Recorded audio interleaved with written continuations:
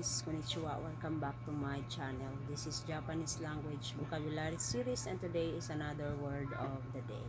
So ngayong araw na ito ay pag-uusapan po natin kung ano ang Japanese term sa tax na kasali doon mismo sa presyo ng items at sa tax na magkaiba doon sa price ng items sa mga shelves or sa mga products na naka-display doon sa grocery, sa shop, or sa mga convenience store doon sa Japan.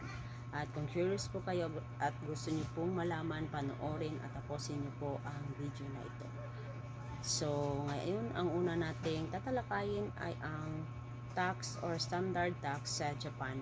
Magkano nga ba ang tax sa Japan? So, ang tax po sa Japan ay nasa 10% po. Ngunit, kung ang mga bibili nyo ay ang mga pagkain, so naka-reduce po ito into 8%. So 8% para sa tax sa mga pagkain at mga inumin, pero except sa mga alcoholic drinks.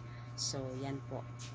So at kapag mga dry goods naman ang bibilhin niyo ay nasa 10% po ang tax dyan. At kapag nandoon po kayo sa restaurant, kapag dine-in ay 10% ang tax, at kapag take-out naman ang pagkain ay 8% ang tax po nito.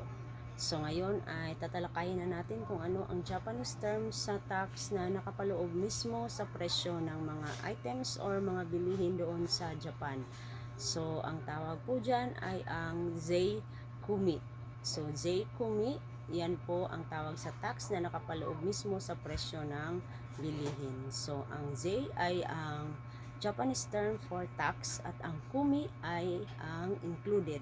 So zeikumi meaning included na ang tax doon mismo sa presyo ng bilihin.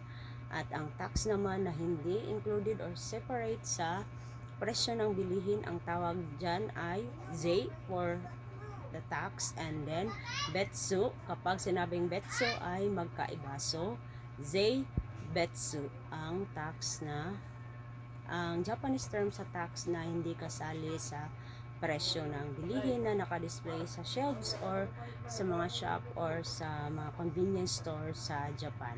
So dalawa lang yan ang term dyan, dalawa lang ang tax na dalawa lang ang Japanese term sa tax na kasali sa mismong presyo ng bilihin at iba sa presyo ng bilihin. So zei for the tax, and then kumi is included, kaya zei kumi ang included na ang tax sa presyo ng bilihin, at zei betsu naman kapag hindi included sa tax ng presyo ng bilihin. At yan ay makikita nyo po sa mga price tag doon. So halimbawa ay ang presyo ng bilihin nila ay 100. So magbibigay tayo ng example.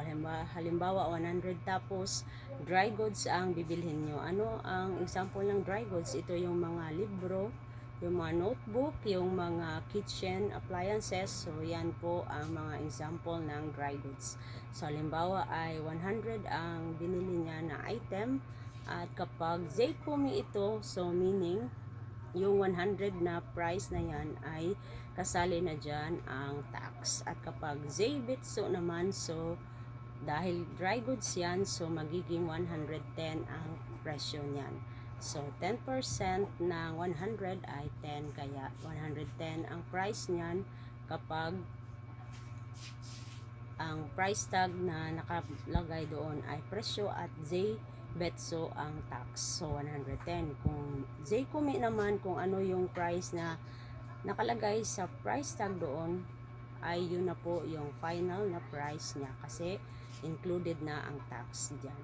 So zeikumi is tax, included na ang tax, at ang zeibetsu ay hindi kasali ang tax sa nakalagay doon sa kanilang price tag. So makikita nyo yan dahil may mga specific na kanji na nakalagay doon sa mismong price tag nila. So yan ang dapat ninyong malaman para pag nagpa-counter kayo ay hindi kayo ma-shock na bakit ganito ang naging presyo doon sa kanilang counter. So ibibigay ko sa ilalagay ko sa comment section ang kanji ng Zeibetsu at ng Zeikumi. So ano ulit ang Zeikumi? Ang Zeikumi ay tax na included na sa mismong presyo ng bilihin, at ang Zeibetsu ay from the word betsu meaning iba. So yung tax ay iba sa presyo ng